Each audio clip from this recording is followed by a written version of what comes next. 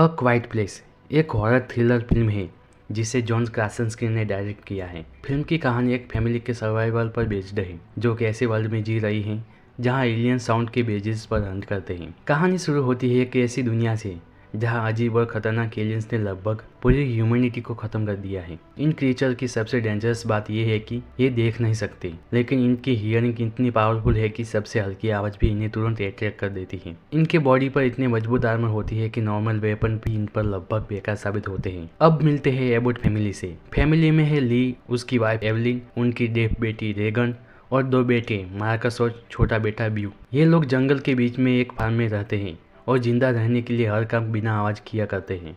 चलने के लिए रेत के रास्ते बनाए गए हैं ताकि पत्तों की आवाज़ ना आए, और बात करने के लिए पूरी फैमिली साइन लैंग्वेज का यूज़ करती है। एक दिन फैमिली ज़रूरी सामान लेने टाउन जाती है। वहाँ ब्यू को एक टॉय स्पेस शटल पसंद आ जाता है, लेकिन ली बैटरीज निकाल देता है क्योंकि टॉय से आवाज़ आ सकती थी। लेकिन रेगन को अपने छोटे भाई पर प्यार आ जाता है और वो टॉय उसे वापस दे देती है।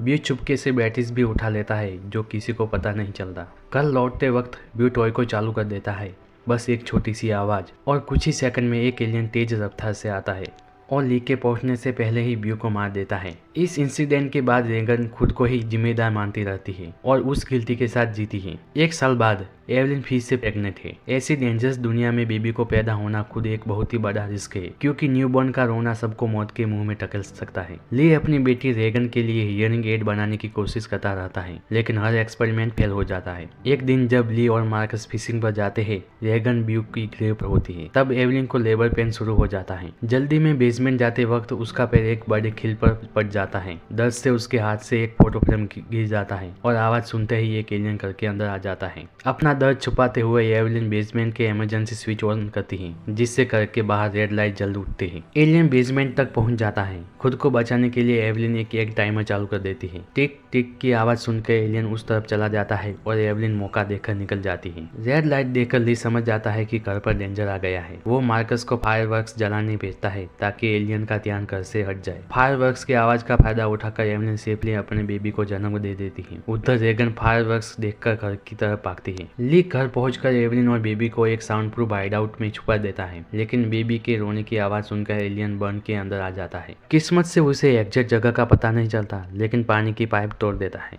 हाइड आउट में पानी भरने लगता है। एवलिन अपने बेबी के साथ गिरते हुए पानी के बीच छुप जाती है ताकि पानी की आवाज उनकी आवाज को छुपा सके। इस बीच मार्कस और रेगन कॉर्न सिलो पर सिग्नल फायर जलाते हैं, लेकिन इंसिडेंट में मार्कस सिलो के अंदर गिर जाता है और मक्के के दाने उसे नीचे खींचने लगते हैं। रेगन बिना सोचे उसके पीछे कूद जाती है और मुश्किल से उसकी जान बचाती है, लेकिन इतनी आवाज हो चुकी होती है कि एलियन उन तक पहुंच सके। इसी दौरान रेगन गलती से अपना हियरिंग एड ऑन करती है। अचानक हियरिंग एड से एक बहुत ही तेज हाई फ्रीक्वेंसी साउंड निकलती है। ये आवाज एलियन को इतना दर्द देती है कि वो पीछे हटने पर मजबूर हो जाता है। रेगन को अभी तक समझ नहीं आता कि ये हुआ क्या है। ली दोनों बच्चों को बचाकर ट्रक तक पहुंचाता है, लेकिन एलियन फिर अटैक करता है। मार्कस से डर के मारे चीख निकल जाती है। अब ली समझ जाता है कि अगर उसने कुछ नहीं किया तो उसके बच्चे नहीं बच पाएंगे। वो रेगन की तरफ देखकर साइन लैंग्वेज में कहता है, I have always loved you, और फिर जानबूझकर जोर से चिल्लाता है। एलियन उसकी तरफ दौड़ पड़ता है और ली अपनी फैमिली को बचाने के लिए अपनी जान दे देता है। मार्कस और रेगन किसी तरह ट्रक लेकर घर पहुंचते हैं। पूरा परिवार टूट चुका होता है,